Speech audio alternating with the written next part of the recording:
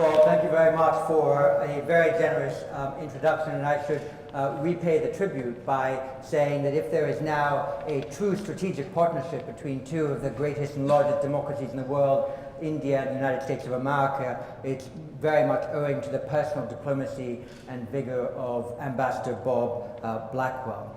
At this event, let me begin by offering my congratulations to the International Bank of Azerbaijan on 20 years of success. It has grown alongside and to the benefit of independent Azerbaijan. Asia House and the City of London, UK, and other supporters and animators of this conference are also to be congratulated for seeking to bring more attention to the geopolitics and geoeconomics of the Caspian corridor and its immediate neighborhood.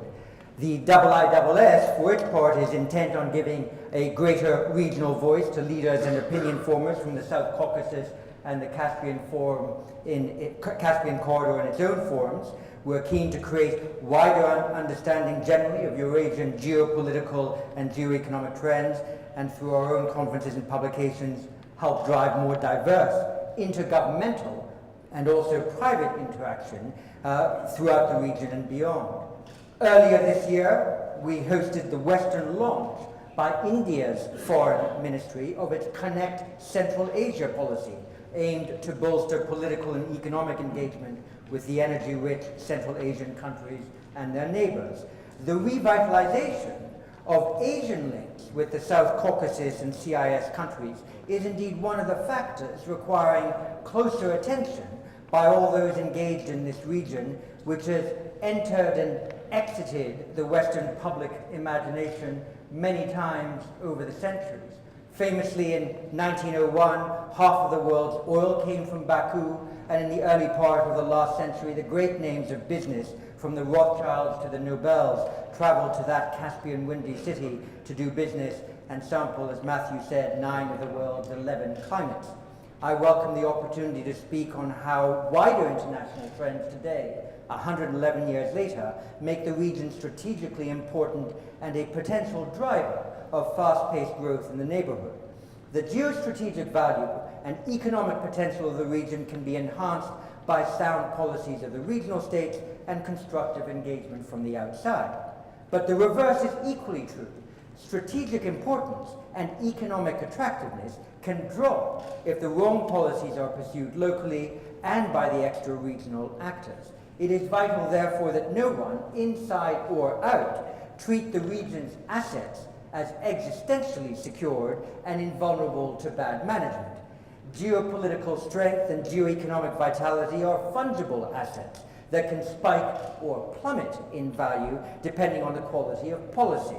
For the Caspian corridor to fulfill its potential, outsiders have to see in it more than a transit route and energy platform and deal with the region on its other merits, while insiders have to resist relying alone on their geography and geology and more actively open their economies while widening the circle of political and economic interlocutors with whom they deal.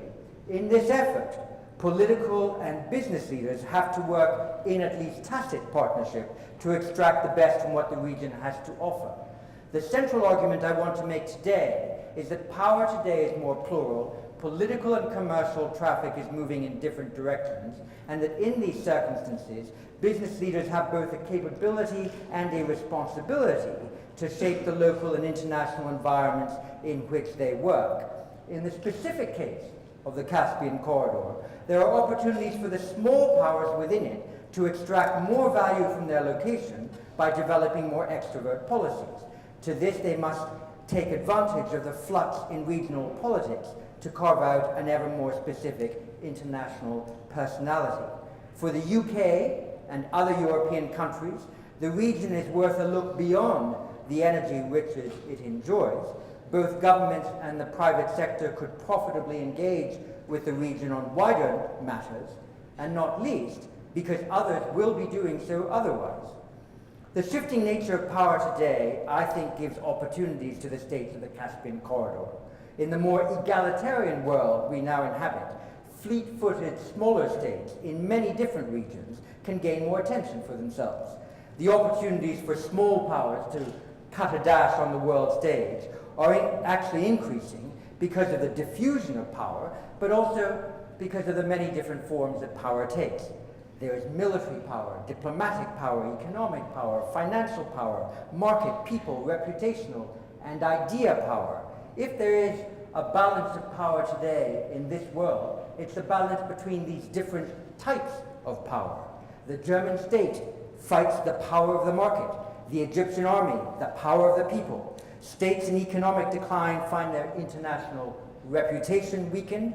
Those with financial power can gain more diplomatic clout. The quick spread of ideas and information over the internet requires business and governments to react quickly. In fact, our century has a neo-Darwinian flavor. It is not so much survival of the fittest as power to the most agile. It is speed rather than heft that can determine diplomatic and even military victories, the creation of financial advantage and the establishment of political leadership. Speed has even become an attribute of power and a necessary condition of success in this fast-moving age. To the phrases hard power, soft power, and smart power so often used today could be added fast power, the ability to shape events at speed effectively. Militaries prize rapid deployment forces, financial houses, computer-generated trades, diplomatic establishments, the quick win of the special envoy. Fast power, of course, risks being mistaken power, which is another reason why the sense of instability is today heightened as governments, businesses, and others are forced to react at such speed to events that shift at such pace. But governments and businesses have to prepare themselves to act fast in this geoeconomic age. Small powers in this era where speed is prized can gain quick advantage. It is no surprise, perhaps, that states like Qatar can run circles around the more established global players by their speed of decision-taking and their extrovert commitment to assert themselves on the world stage. And in an age of privatized power, the more successful businesses are those who are able to act fast to create commercial opportunity and then exploit it. Increasingly, creating commercial opportunity depends on perceiving political openings. Given the flux of political change, global companies and the banks that support them need more than business development. They need business explorers, people who go out to uncharted territories and build the relationships that could then become valuable once political opportunity and commercial viability are synchronized. In fact, in a globalized business environment, that is the definition of a business opportunity, the synchronization of political opportunity and commercial viability. And so while businesses have long accepted that they must have corporate social responsibility or CSR policies, they must now develop more pronounced foreign policy attitudes, not just to mitigate political risk, but to identify emerging political change that can offer fresh commercial opportunities. There is a strong case for that foreign policy inclination to be applied by businesses and financial houses to understanding afresh the geopolitics and geoeconomics of the South Caucasus and Caspian corridor. The three countries of the South Caucasus, Armenia, Georgia, and Azerbaijan, are in the first instance strategically important because of their location. Lying between the Caspian Sea to the east and the Black Sea to the west, and with the mountain ranges in the north dividing them from the North Caucasus with striking clarity, the Southern Caucasus on three sides have clear natural borders. To the south, the borders have a more political and cultural nature. Iran is home to many Azeris, but the political character of Islamic Iran and secular Azerbaijan could hardly be more different. With Turkey, the quality of the relationships shifts between three South Caucasus countries. In the case of Turkey and Azerbaijan, the natural strategic partnership between the two can be wounded by occasional lashings of mutual suspicion. When Turkish-Azerbaijan relations achieve the closeness that should be the norm, then that is to the advantage of both. And in general, the inhabitants of the South Caucasus countries traditionally see themselves as sharing a very great deal. The poetic description of the bond between the peoples of the region can perhaps be found best in the writing of the Circassian scholar Aitek Namitol, who in 1995 wrote, "The Caucasus became a living museum of the ancient races, the repository of a deep and rich stratification of various cultures, protected by topography against all attacks from outside. This long past has left in the character of the peoples traces which may be found in the old traditional families, pride and the reflexes of honor and nobility. And as their ethnic conservatism is wedded among Caucasians to extreme individualism, they are naturally hostile to any system which reduces personality to one common level and to any form of oppression as well." The prose version of this is, the Caucasus is a collection of small peoples surrounded by larger neighboring powers, Iran, Russia, and Turkey. In the past, of course, these countries all felt themselves objects of the so-called Great Game. And indeed, the location of these states historically have made them a natural east-west and north-south trade corridor. If in medieval times it was a conduit for the northern branch of the old Silk Road, today it provides a bridge between Europe and the energy-rich Caspian Basin. The region is critical as a gateway to Central, South, Inner, and East Asia. And from the perspective of NATO and coalition forces in Afghanistan, the South Caucasus has been a key element of the so-called Northern Route, allowing the establishment of reliable logistic support to troops operating in that theater. Counterterrorism cooperation has been good between the region and the Western powers. The region is also the world's fastest growing overland trade route, linking Asia to the European Union and the Middle East. And today, the border that Azerbaijan shares with Iran is psychopolitically interesting.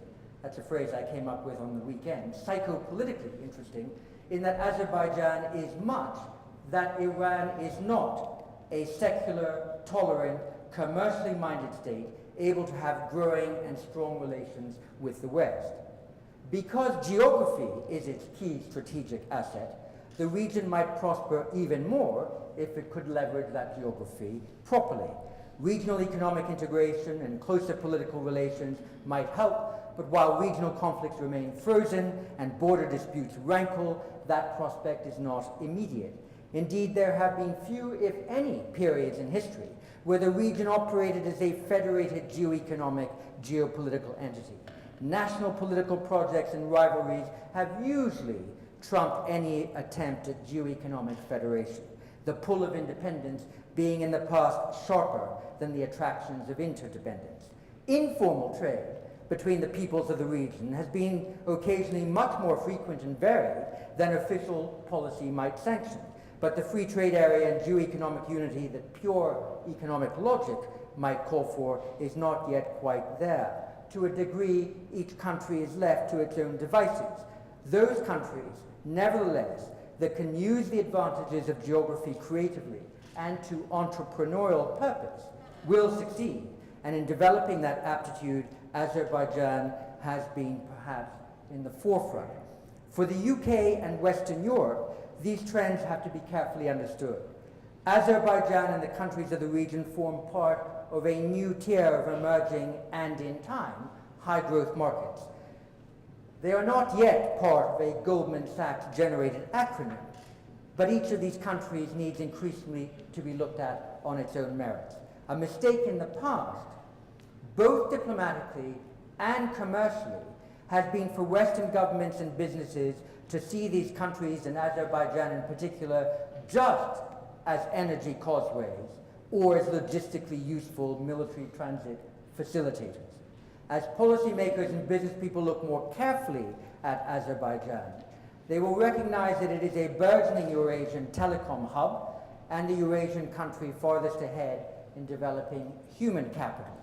While dozens of companies have done business in the South Caucasus and in Azerbaijan on the back of BP and other energy companies, there is a case for looking at the Southern Corridor states and to engage with them on issues other than transit and energy.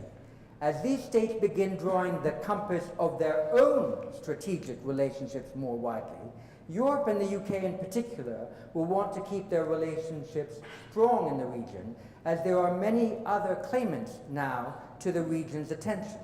While energy trade and the associated politics will ensure high European attention for the foreseeable future, as the Gulf countries and Asian states relearn their connection with the region, they will be competitors for the economic and financial attentions of the Caspian corridor. In that sense, the UK and Europe cannot take the region for granted, especially if those within it develop, as they probably will, the need to diversify as widely as possible their political as well as their economic connections. And this would be natural, given that the broadest geoeconomic trend that affects the attitude of the regional states to the outside world is the increased attention to high-growth markets in the South and the growing inclination of high-growth markets to want to trade with each other as much as, if not more, than with the West. This creates much more potential competition for Western business along the Caspian corridor than may have been the case in other eras. The financial, economic, and political traffic as between leading Asian, Latin American, Middle Eastern, and African states is an important geoeconomic trend. Of course, the roads on which that traffic is carried remain unpaved, bumpy, without clear signals, and subject to accidents. Up until the recent past, much investment traffic globally was intermediated by the West.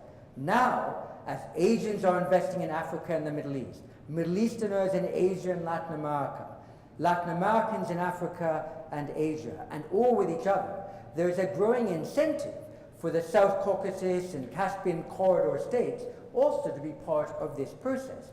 That means not only attracting interest from Asia and the Middle East, but going out to get it. The pace and intensity of South-South trade will be faster and stronger as familiarity breeds comfort. Westerners tend to look at high-growth markets from their own, sometimes narcissistic perspectives and imagine the prospects for US or European engagement with Africa, Asia, the Middle East, and Latin America. But these regions do not automatically or necessarily think of the West as the primary supplier of foreign direct investment or the only destination for their goods and services. Increasingly, the states along the southern high-growth markets will shop around for economic engagement. The states lying across the Caspian corridor and other key CIS countries will certainly want to ensure that they are managing well their economic exchanges with the West, and they will be alert to capturing the attention of high-quality Western business. But they will also be tugged into regional economic projects and search for more diverse extra-regional interaction. Russia is keen to promote the customs union between itself, Kazakhstan, and Belarus. For Kazakhstan, Russia and Belarus are the shortest routes to European markets. For Belarus, Russia is the most direct route to Central Asia. Eventually, organic growth in the customs union might make the union an interface between Europe and Northeast Asia, while driving greater use of the ruble across the CIS would accelerate ambitions for a Eurasian Union. Yet the countries lying across the Caspian corridor may not want to be drawn fully into this process. Each country in the region will need to balance the attractions of an ever closer economic integration with other CIS states with the need to maintain the goal of widening economic and financial connections to as many high-growth markets as possible. And as they look around, they might think about the balance of their international trade and whether it is adapted to the new global growth trends. It is worth noting, for example, that intra-regional trade in the CIS by CIS states is about 18.6% of their total trade, whereas trade of European states in Europe is 71% of their total trade. For the CIS, 52.4% of their trade is with Europe, while for Europe, not more than about 20.1% of its trade is with all the higher growth markets of the CIS, Middle East, Asia, Central and South America combined. Those in the CIS might ask themselves if a region that sends 52% of its exports to Europe is going to be in the fast lane of GDP growth in the next decade. If, as President Putin recently remarked, it is important for Russia to catch some Chinese wind in its economic sails, it is equally the case that the countries of Central Asia and the South Caucasus will want to ensure that their economies take full advantage of the commercial possibilities in Asia and the Middle East, and not look only to Europe and the West. Just as European countries should do more to engage with the high-growth markets, so much the high-growth markets be doing more to engage with each other will be the prevailing logic. The oil and now gas riches of Azerbaijan, Turkmenistan, Kazakhstan, and to a lesser extent Uzbekistan have altered the horizons and the outlook for these states. In the past, the region was an arena of competition between Russia and Western powers. Today, with global demand for hydrocarbon resources at an all-time high, with players such as China present and others such as India eager to join, the states of the Caspian region are more than ever the masters of their own destiny. What we have witnessed in the last 10 years is not a new great game in which the regional states are pawns, but rather the emergence of self-confident powers able to craft and to maintain a multi-power balance between Russia, America, Europe, and China, a balance that advances their economies and also their international relations. The next stage in this growing political and economic extroversion is precisely for these states to be ever more active along the south-south trade routes. The ambition should not be simply to be part of a route or a road, silk or otherwise, but to develop a strategy of engagement that helps to diversify the commercial and eventually the political ties of the South Caucasus and Central Asian region. So bringing these reflections together, what are the implications? The South Caucasus and Central Asian countries need to become more active participants in this South-South commercial activity. These countries can carry a strategic importance beyond the energy resources and transit points that their geology and geography permit. But that importance has also to be actively generated, not just passively enjoyed. Every indication is that Azerbaijan and the region are now taking initiatives that enhance their attractiveness to others. 1 year ago, almost exactly, the Azerbaijani and Turkish governments announced a major initiative, the construction of a gas export pipeline from Azerbaijan to Turkey's European border at Tanap. This is a good example of a proactive partnership between Azerbaijan and Turkey, in which Azerbaijan is perhaps taking the lead. The EU has been talking about building a pipeline from the Caspian into Central Europe for well over a decade, and came up with the Nabucco concept, but the EU lacks the authority to negotiate gas purchases and could never quite make the numbers add up because financing for Nabucco required higher annual volumes than Azerbaijan could make available from the second stage of the BP-operated Shah Deniz field. Azerbaijan then cut the Gordian knot by announcing it would build Tanap with Turkey's help. It is a clear example of a rising self-confident state taking the initiative and changing realities on the ground. That sense of initiative can also be applied outside of the energy domain, in other geographies and in other commercial and financial areas. Establishing closer relations with key powers in Asia and the Middle East and managing those relations with agility and speed will be seen as a needed balance to the necessary and strong engagement with Europe. Countries in the region have looked in the past towards South Korea as an important development model.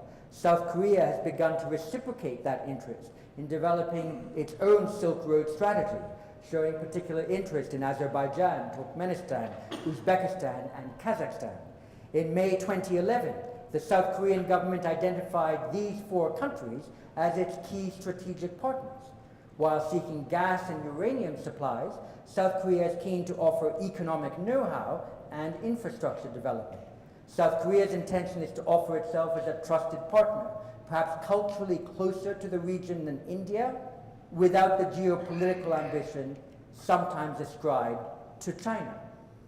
These overtures will be built upon. India is keen to reactivate the international north-south transport corridor, which is the ship, rail, and road route for moving freight from South Asia to Europe through Central Asia, the Caucasus, and Russia. The route primarily involves moving goods from India via ship to Iran. In May 2012, a meeting on the IISS proposed a joint venture between Iran, India, Russia, and Azerbaijan to find solutions to aspects such as infrastructure and funding. So India, too, is on the move in the region. Opportunities also exist for the states of the Caspian corridor to deepen relations in the Gulf.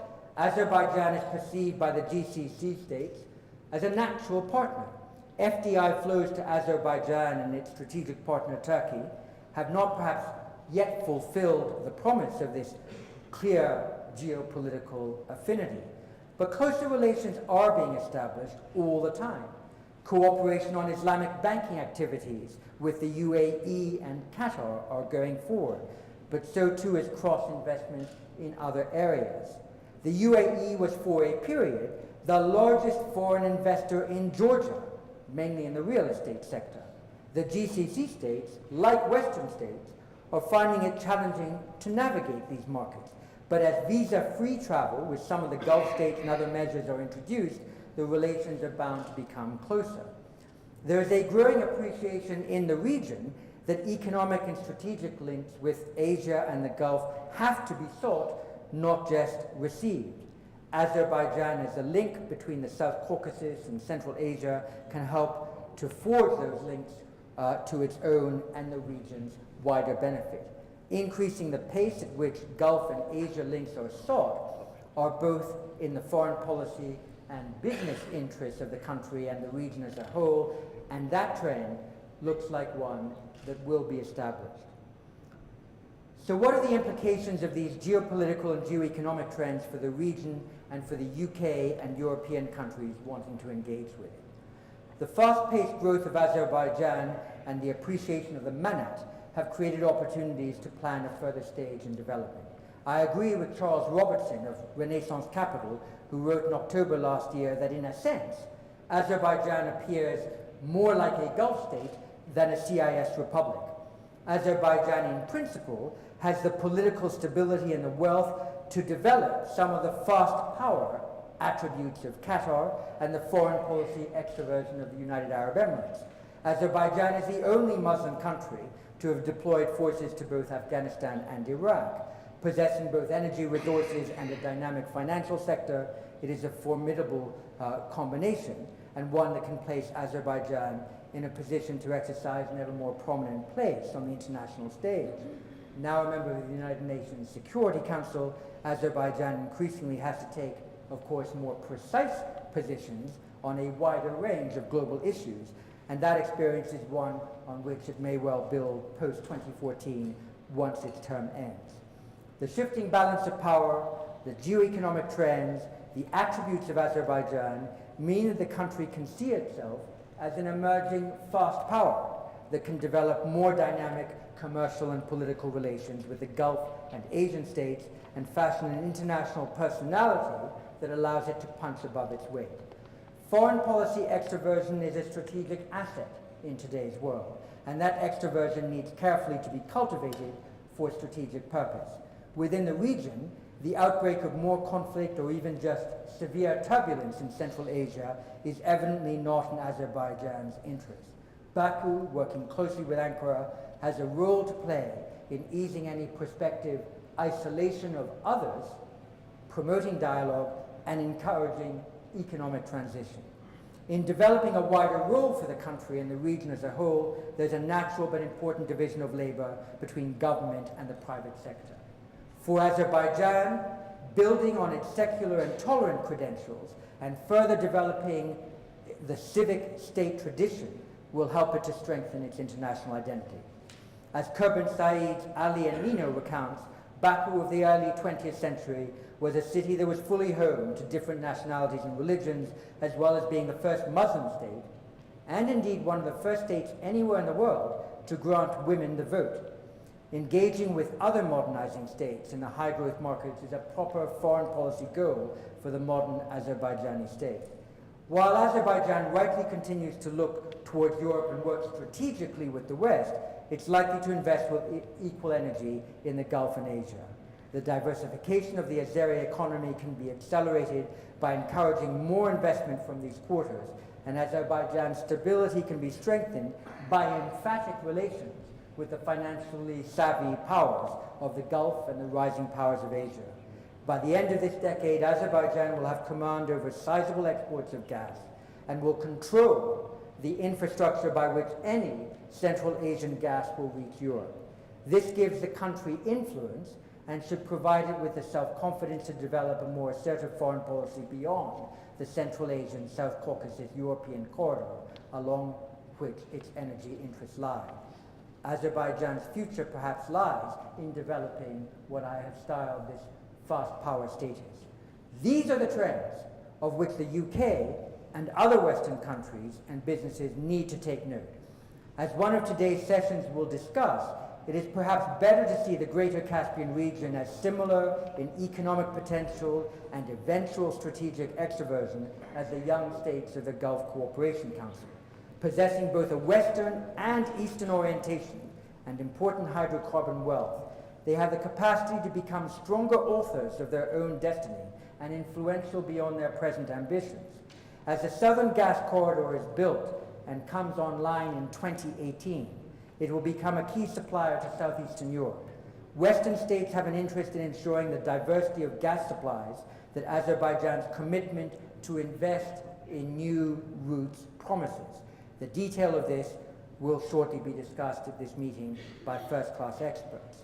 As for business, most FDI has been energy-related, with the principal sources into Azerbaijan being the UK, US, Turkey, Russia, Norway, and Japan. Diversification is now the clarion call. Investors might be rightly concerned by high informal market barriers, challenges of transparency, the limited size of the domestic market, and the still high regional trade barriers. Yet the government is conscious of the need to improve economic freedoms, stimulate investment, reduce corporate tax, and advance labor reform. Companies that are willing to invest in manufacturing and services, and especially facilitate the transfer of technology and managerial expertise, will have strong chances to do well along the Caspian corridor. Geopolitically and geoeconomically, the Caspian corridor can and should be seen as an extension of the Gulf. The ties between these regions, as well as wider Asia, are set to grow. As the pace of commercial traffic increases and the Caspian becomes an important artery of the new high-growth market's economic routes, Western firms have reason to be part of that adventure. I look forward myself to learning more from the talent represented here about how the region will further develop. Certainly, as the phrase Caspian corridor enters the diplomatic and financial lexicon more completely, many of the businesses represented here will want to be able to say in 10 years' time, I was there when the economy was taking off. A lot has happened since 1901. A lot may still happen after 2018. It is a good and interesting time for constructive engagement. Thank you and good luck.